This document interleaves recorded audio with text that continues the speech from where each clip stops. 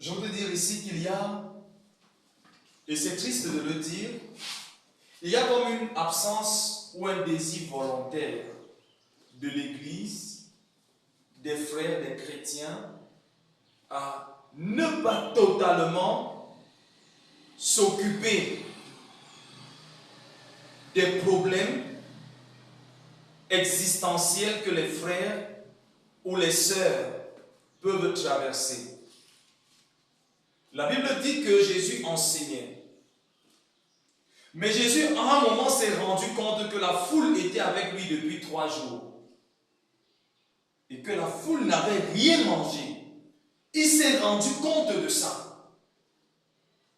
Et il dit par la suite, si je les renvoie chez eux, à jeûne, c'est-à-dire sans manger, ils vont mourir en route. Ça, c'est Jésus qui dit, ils vont mourir en route. Mais on a un type de spirit, où c'est le spiritisme, où c'est une sorte de spiritualité aujourd'hui qui effraie. Vous allez parfois voir des séminaires qui sont organisés, je prends seulement le cas des séminaires. La foule, vous sentez au milieu de la foule des personnes languissantes. Vous sentez au milieu de la foule des personnes appauvries. Des personnes dans le désespoir. Quand vous priez même pour ces personnes, quand vous regardez à l'intérieur des yeux de ces personnes, vous voyez le désespoir dans les yeux de ces personnes. Mais elles sont quand même venues vous écouter, pasteur. Elles sont venues à votre enseignement, elles sont venues à votre forum, elles sont venues à votre colloque. Et souvent, des personnes ont pris tout ce qu'elles avaient, elles ont mis, oui, on va citer la parabole de la veuve.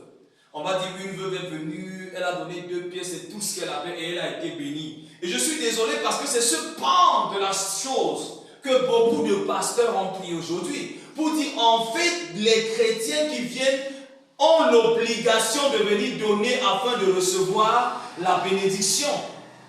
Et si vous essayez de renverser la chose, on trouve que c'est vous qui avez un problème. Je suis désolé, Jésus était en train de donner un séminaire de 3 jours. Le séminaire avait déjà duré 3 jours. Et la Bible dit qu'ils étaient dans un lieu désertique. Ils étaient dans un lieu désertique. Mais Jésus s'est intéressé à la situation de ces personnes. Il s'est rendu compte que ces personnes n'avaient rien mangé depuis 3 jours. Rien mangé depuis 3 jours. Nous ne sommes pas en train de parler de la nourriture spirituelle. Parce qu'il y a également une mauvaise interprétation où les gens vont dire non, Jésus parlait de la nourriture spirituelle. Mais non, on dit clairement qu'ils étaient dans le désert depuis 3 jours. Ils n'étaient pas là-bas simplement en train de dormir. Tout comme dans le premier miracle des pains, Jésus enseignait. Il leur donnait la nourriture spirituelle. Il leur donnait la nourriture spirituelle. C'est un peu comme un dilemme. Pour ceux qui vous disent, venez prier, le pasteur va prier pour vous, vous serez bénis et ça va aller. Oui, la bénédiction de Dieu enrichit. Mais il arrive un temps où l'Église doit se préoccuper des problèmes existentiels des gens. Vous priez pour des personnes pendant 20 ans. Vous vous rendez compte que leur situation financière n'évolue pas. Vous vous rendez compte que les mêmes difficultés persévèrent. Vous allez simplement accuser le bien-aimé et dire peut-être que c'est sa faute. Mais vous ne vous intéressez pas vraiment à la situation. Mais pourquoi ça ne décolle pas? Qu'est-ce qui ne va pas? Vous pensez qu'il suffit juste de prier pour que ça décolle? Non. On peut poser des actions concrètes. L'Église peut poser des actions concrètes. Il est important que l'Église comprenne aujourd'hui qu'elle peut lutter contre la pauvreté. Qu'elle peut poser des actes concrets pour aider ceux qui sont dans des difficultés sociales à pouvoir sortir de ces difficultés de manière concrète. Les enseignements seuls ne suffisent pas. La prière seule ne suffit pas. Jésus a enseigné pendant 3 jours. Jésus a prié pendant 3 jours avec ce peuple. Mais Jésus a dit qu'il fallait qu'il leur donne à manger la nourriture physique. L'Église ne doit pas simplement prendre. L'Église ne doit pas simplement attendre les dîmes. Mais l'Église doit également mettre ce qu'elle a au-delà de la parole de Dieu au service des populations. Au service des populations affamées. au service des jeunes qui cherchent le travail. L'église peut créer des activités. L'église peut développer des activités sociales. Je ne veux pas commencer à les énumérer, mais il y a tant à faire en Afrique. Il y a tant à faire en Afrique. Les églises sont pleines les dimanches. Les églises sont pleines en semaine. Mais quand ces personnes finissent les 1 semaine de séminaire, quand ces personnes finissent les 2 semaines de convention, où est-ce qu'elles vont? On les renvoie simplement chez elles. Et parfois, lorsqu'elles rentrent, certains font des accidents en route. Certains rentreront et n'auront rien à manger. Elles seront obligées de repartir parfois dans leur famille qu'elles ont rejetée ou qui les ont rejetées à cause de Jésus. Allez leur demander un peu de soutien pour venir manger. Et quand elles arrivent dans cette famille, c'est aussi la moquerie. N'est-ce pas que tu nous as rejetés à cause de ton Jésus? Que ton Jésus te donne donc à manger. Qu'est-ce que l'Église fait? Qu'est-ce que l'Église fait?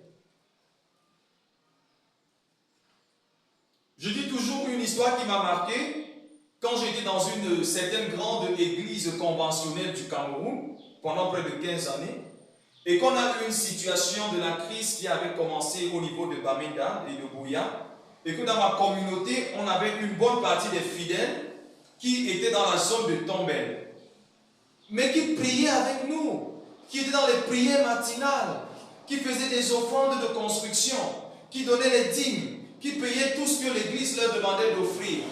Quand ces personnes ont eu des problèmes et qu'on a commencé à kidnapper d'aucuns en brousse, brûler des maisons, brûler leurs plantations, elles n'avaient plus rien. J'avais une bonne partie des chrétiens qui étaient démunis. Et lorsqu'on s'est retrouvé au niveau de la centrale, au niveau du synode, où il fallait décider, j'ai soumis le cas de mes chrétiens. Et j'ai demandé au synode de leur donner de sortir de la caisse 3 millions. Parce qu'on avait 12 millions en caisse qui ne servaient à rien sinon à mettre la peinture sur des morceaux de pierre qu'on appelle murs. Et je leur ai dit, mais écoutez, ces gens ont des problèmes. Ces gens ont perdu leur plantation. Ils ont perdu leur maison. Certains ont perdu des proches, des bien-aimés, des frères, des enfants. Comment est-ce qu'on peut les soutenir? L'église peut débloquer même la totalité des 12 millions pour les venir en aide. On a dit non, j'ai donc demandé qu'on débloque ne serait-ce que 3 millions qui étaient dans la caisse de l'église. Mais l'église a refusé. Le synode a refusé.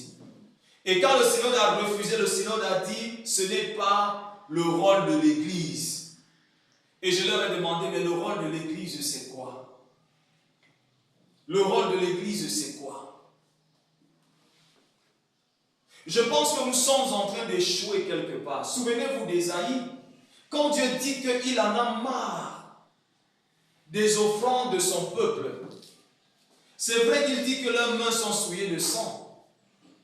Mais il méprise la veuve. Il méprise l'orphelin. Il ne s'occupe pas des personnes qui sont véritablement en souffrance. Vous pouvez venir offrir tout ce que vous offrez à l'église. L'église peut prier, chanter, les chrétiens peuvent prier, chanter. Mais si nous ne sommes pas prêts à donner un morceau de pain, alors que nous avons la possibilité de le faire, à même un mendiant en route, il y a un problème. L'église est championne pour refuser d'aider les mendiants. Ça, je vous garantis, c'est la vérité. C'est plus les musulmans qui le font. Mais on a développé tellement les stratégies à l'église pour dire que même 100 francs ne mettez pas dans l'assiette d'un mendiant. On a développé les stratégies pour dire que Dieu n'encourage pas la mendicité. Mais le mendiant peut être le lépreux qui a tout perdu. Ne le jugez pas que pourquoi il ne fait pas ci. Est-ce que vous avez la possibilité de l'aider? L'église a la possibilité d'aider les gens. L'église est riche. L'église a suffisamment de moyens. Il y a des églises qui brassent des dizaines de millions par jour. J'ai été pasteur à l'église évangélique. Il arrivait que par dimanche, il y a des églises en plein Yaoundé qui vous sortent carrément 5 millions après un culte. Oui, ce sont des réalités. Mais vous trouvez au milieu de ces églises des chômeurs. Vous trouvez des mamans qui sont derrière leur comptoir de tomates pendant des années, mais n'ont cessé d'apporter de l'argent dans l'église. Mais l'église ne sait pas, tous les jours le pasteur passe devant son comptoir, maman soit bénie. Tous les jours, maman soit bénie. Tous les jours, maman soit bénie. Et la maman tellement joyeuse. Tous les jours, digne pasteur. Tous les jours, offrande de l'église. Mais pendant 15 ans, sa table n'a pas changé. Sa table n'a pas été plus achalandée. Et si quelqu'un vient dire que mais, tout l'argent qu'elle a donné à l'église, elle aurait déjà pu se construire une boutique, on va maudire cette personne. On va maudire le pasteur Audrey. On va dire non, ça c'est anti-biblique. Mais je veux dire à quelqu'un aussi que c'est anti-biblique de ne pas pouvoir aider quelqu'un qui est en difficulté. C'est anti-biblique de voir quelqu'un qui est en train de mourir de faim et de ne pas lui donner à manger. C'est anti-biblique de voir quelqu'un qui est malade et de ne pas lui donner du soutien même sur le plan des médicaments. Et dit seulement on va simplement prier. Mais vous arrivez à l'hôpital, le gars est là couché. On vous dit que sa facture fait déjà 100 000 et qu'il n'a même plus de soins parce qu'il n'a même pas pu payer 20 000. Vous venez seulement que Dieu te bénisse mon frère, ça va aller. Et vous sortez même pas une bouteille d'eau. C'est à ça aujourd'hui que l'église sert. L'église est devenue. Les frères, les sœurs, vous venez rendre visite à l'hôpital à un malade, vous n'avez pas une bouteille d'eau en main. Et quand on va parler, on va dire que non, on est venu pour prier. La prière est plus puissante que la bouteille d'eau qu'on allait donner. Non, c'est la chuchoter. Vous priez plus que Jésus. Vous prêchez plus que Jésus. Jésus-Christ venait d'enseigner pendant 3 jours. Mais il s'est occupé, il a dit la foule a faim. Si je les renvoie comme ça à la maison, ils vont mourir de faim. Ils vont mourir de faim. Pourquoi l'église est devenue autant chiche? Pourquoi l'église est devenue autant difficile? Pourquoi nous sommes devenus tellement durs de caractère, durs de cœur? On n'a même plus compassion. On n'a plus compassion. On veut tout expliquer. On veut tout expliquer. Si le frère a tel problème, c'est évidemment parce que. Au lieu de simplement aider. Imaginez un pasteur à la place de Jésus. Il allait demander à ses anciens, mais comment les gens, si même eux-mêmes sont stupides comme ça? Ils viennent à un enseignement de 3 jours, ils ne préparent pas leur nourriture eux-mêmes. Voilà ce qu'ils allaient dire. Voilà ce qu'ils allaient dire. Et Pierre, dans le premier miracle, a fait la même chose. Il a demandé à Jésus d'envoyer la foule au quartier pour aller chercher des brouillés pour manger. Jésus a dit, ils n'ont pas besoin de partir. Donnez-leur vous-même à manger. Ils n'ont pas besoin. Nous n'avons pas compris la notion du salut des âmes, du salut de l'homme et du développement intégral de l'homme. C'est l'église que Dieu a placée au cœur de la terre pour pouvoir s'occuper de l'homme dans son intégralité. Amen. L'église doit s'occuper de l'homme dans son intégralité. C'est l'église qui doit se soucier de ce que, est-ce que mes jeunes, quand ils vont finir leur formation à l'université, trouveront le travail. L'église doit pouvoir réfléchir à ça. C'est l'église qui doit se poser les questions si leurs enfants à la rentrée scolaire vont aller à l'école. Parce que les familles qui viennent à l'église ne sont plus les familles des autres, mais c'est les familles de l'église. Vous, pasteurs, vous êtes responsables de cette famille. Amen. Vous êtes responsable de ces familles. Oui, vous aurez des familles nantis qui vont vous apporter des grâces. Mais vous pouvez redistribuer ces grâces au niveau des pauvres. Amen. Redistribuer ces grâces au niveau des pauvres. On nous a parlé d'une légende en Angleterre de quelqu'un qu'on appelait Robin des Bois. Qu'est-ce qu'on nous dit de Robin des Bois? On nous dit que le roi, si c'est de Buckingham ou de quoi, je ne sais pas trop, mais abusait du peuple. Et qu'est-ce que Robin des Bois faisait? Il allait voler à la cour au niveau du palais les pièces d'or et tout, et il venait redistribuer ça au niveau des populations pauvres. C'est pour ça qu'on l'a célébré en Angleterre jusqu'aujourd'hui. Oui. Mais quand on va parler de Robin des Bois, les gens vont dire, oh non, c'était pas un enfant de Dieu. Vous êtes enfant de Dieu. Pourquoi vous n'arrivez pas à redistribuer au niveau des pauvres? Pourquoi vous ne versez pas au niveau des pauvres? La bénédiction, ce n'est pas seulement dire que Dieu te bénit, mon frère. Tu peux dire Dieu te bénit avec un billet de 10 000 à main. Amen. Tu peux venir dans une famille, tu te rends compte que cette famille n'a pas mangé depuis 2 jours et tu dis, maman, que Dieu te bénit avec 10 000 à main.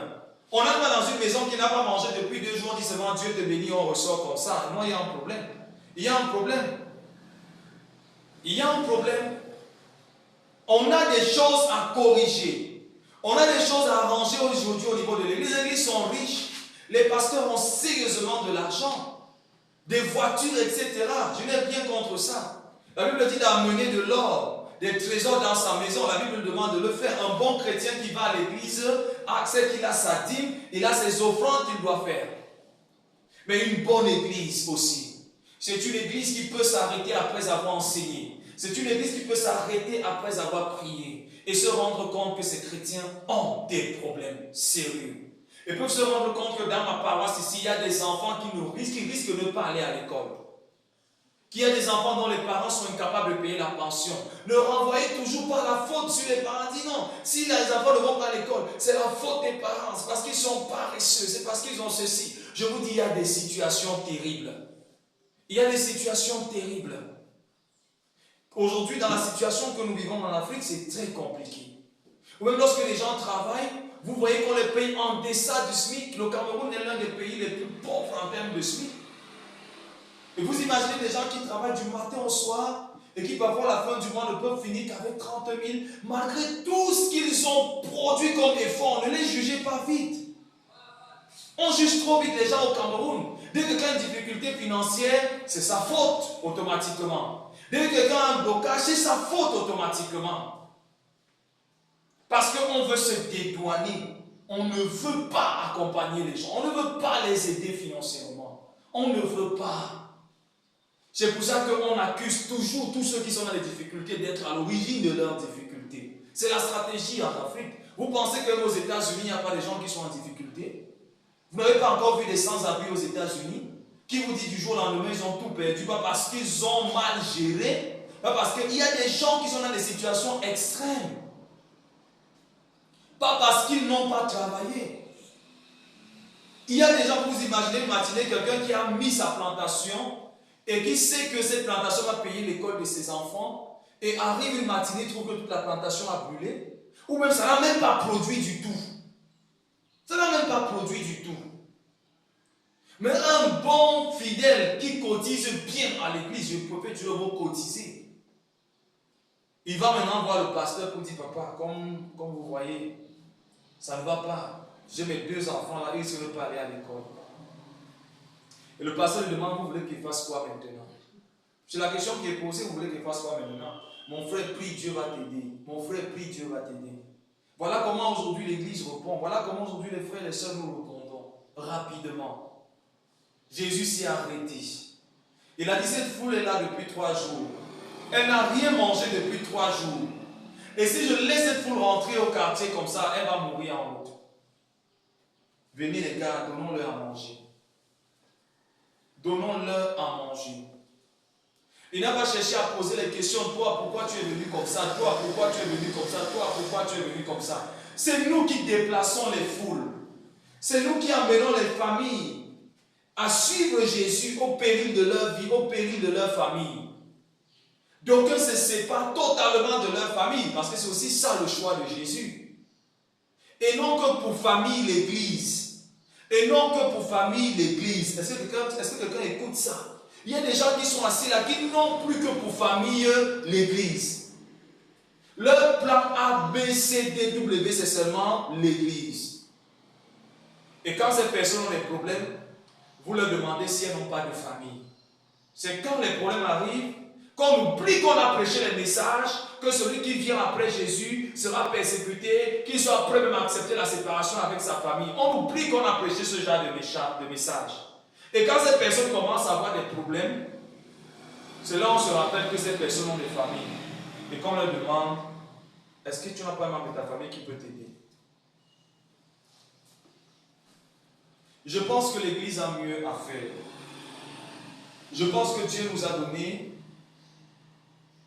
de nous occuper entièrement de l'homme. C'est ma conviction. Je pense que Dieu nous a demandé de nous occuper entièrement de l'homme. Le salut de l'âme et le développement intégral de l'homme. C'est-à-dire sur le plan holistique.